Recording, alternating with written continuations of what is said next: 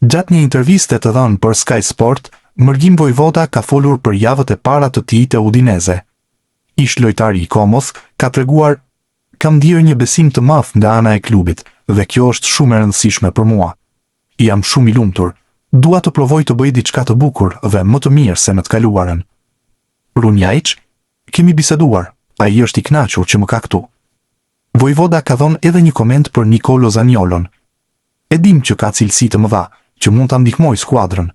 Shpresoj që të kuptohemi mirë me njëri tjetrin."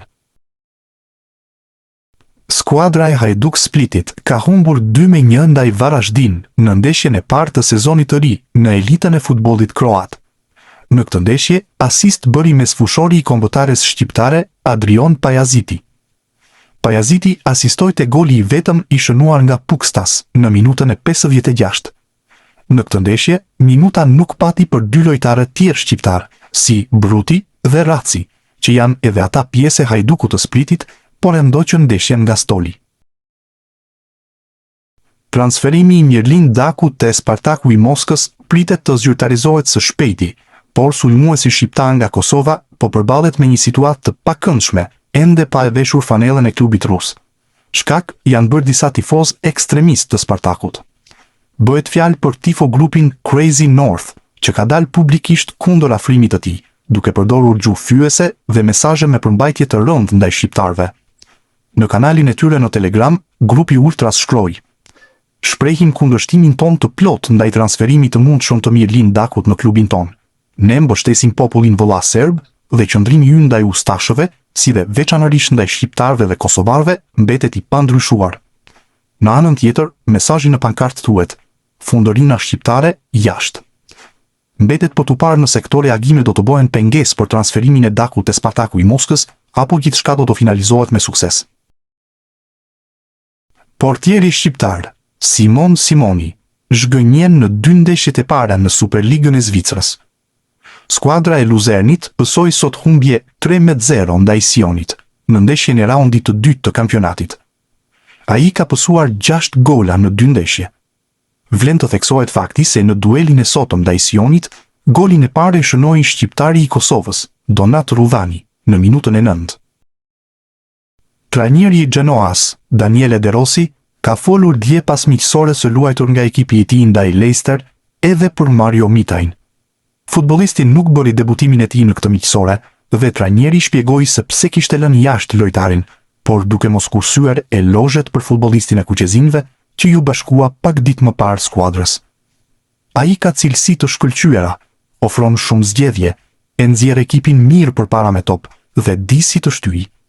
Edhe fizikisht, pavarësisht se nuk është një dollap, ai ka shpejtësi, e mban, luan me cilësi dhe shkon përpara.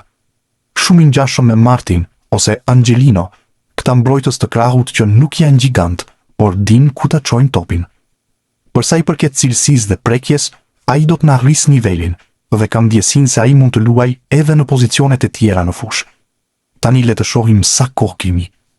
Ai ndjehej mirë sot, por nuk doja ta rrezikoja. Ishim të lodhur ne nga udhtimi e lëre maj, të cilit i duhet i nënshtrohej vizitave mjekësore, fotove dhe firmave. E lash jashtë, por ai është në gjendje të mirë. Ai është pak prapa nesh në përgatitje, sepse ka bërë më shumë volum se sa intensitet, por nga të dhënat që kemi parë, ai do të jetë mirë së shpejti. Ishin fjalët e De Rossit për mbrojtësin e kombëtares shqiptare. Juventusi ka zyrtarizuar gjatë fundjavës afrimin e 2 sulmuesve të rinj. Bardhezint blen më në fund Randal Kolomuanin dhe pastaj edhe Kerim Alajbegovic, duke shpenzuar për të 2 futbollistët shifra që mund të arrijnë deri në 90 milionë euro në varësi të bonuseve.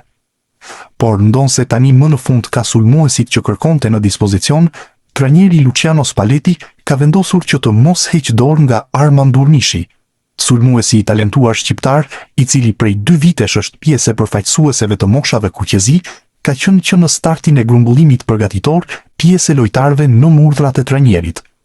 I afruar fillimisht për të bërë numër derisa të plotësohej skuadra, Durnishi ka luajtur rregullisht në miqësore deri tani, pasi Spalletti ka preferuar ta shohë në veprim. Dhe duket se trajneri është bindur nga aftësitë e tij, ndaj ka vendosur ta marrë me vete në turneun që Juventusi do të zhvillojë në Hong Kong dhe Australi. Emri i Durnishit ishte përfshirë në listën e skuadrës që është nisur drejt Hong Kongut, ku të mërkurën Juventusi do të përballet me Chelsea, para se të udhëtojë drejt Australisë, ku do të luajë miqësore me Interin dhe Palermon. Skuadra e Brøndbyt shënoi fitore minimale 1-0 ndaj Viborgjit në ndeshjen e vlefshme për javën e dytë në elitën e futbollit danez. Golin e fitores e shënoi futbollisti shqiptar Olti Hyseni. 19 vjeçari shënoi me kokë në minutën e 80, pak minuta pasi u fut në lojë. Kujtojmë që dje Hyseni u prezantua te skuadra daneze dhe sot shënoi menjëherë gol që ja siguroi 3 pikë skuadrës së tij të re. Ai u bashkua me skuadrën e re nga radhët e danezëve të Sonderjyskes. Sulmuesi Giacomo Vrioni duket se ka rilindur te skuadra austriake e Wolfsberger. 27 vjeçari e nisi kampionatin me dopjet, teksa gjeti i pari rrugën e rjetës në këtë sezon për skuadrën e tij. Futbollisti i kombëtares shqiptare shndroi në gol një 11 metrësh në minutën e 18, duke i dhënë avantazh ekipit të Wolfsberger në përballje ndaj Austrisë së Vjenës. Pjesa e parë u mbyll me rezultatin 1-0. Vrioni nuk u mjaftua me kaq, teksa në minutën e 63 shënoi sërish me penallti, duke u treguar tepër i saktë nga pika e bardhë e 11 metrëshit. Vlen të theksohet fakti se Vrioni arriti të shënonte një numër të konsiderueshëm golash edhe në testet miqësore, duke u shndruar në një bomber të vërtetë. E ardhmja e Kristian Aslanit duket se po shndrohet në një telenovel me shumë seri. Të shumta kanë qenë hipotezat që kanë qarkulluar së fundmi, ndërkohë që është përfshirë në ofertën zyrtare që Interi ka dërguar Al Ittihad për transferimin e Musa Diaby. Sipas raportimeve të Al Jadia, klubi zikaltër ka ofruar 18 milion euro, ndërsa pjesë e marrëveshjes është edhe kartoni i Aslanit. Për momentin nuk ka ende një vendim zyrtar nga Al Ittihad, por negociatat mes klubeve vijojnë dhe e ardhmja e mesfushorit shqiptar pritet të qartësohet në ditët në vijim, ndërsa pak orë më parë u raportua se edhe Hull City ka shfaqur interes për shërbimet e Aslanit.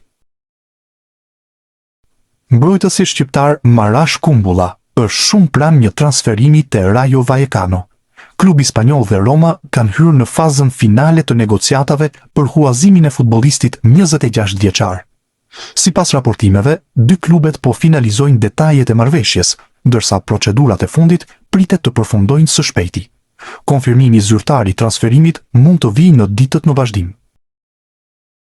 Ernest Muçi vjon formën e tij fantastike me fanelën e Trabzonspor, teksa ditën e sotme ka rrëmbyer sërish skenën në duelin miqësor ndaj Udinezes, skuadrës që militon në Serinë A italiane.